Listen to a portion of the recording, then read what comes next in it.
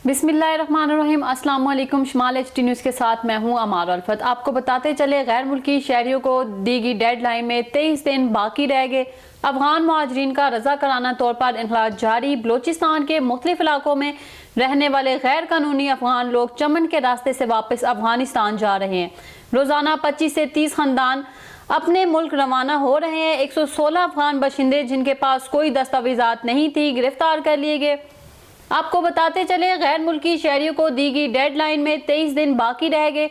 अफगान मुहाजिरीन का रज़ाकाराना तौर पर इनखलाज जारी। बलोचिस्तान के मुख्तलिफ इलाकों में रहने वाले गैर कानूनी अफगान लोग चमन के रास्ते से वापस अफगानिस्तान जा रहे हैं।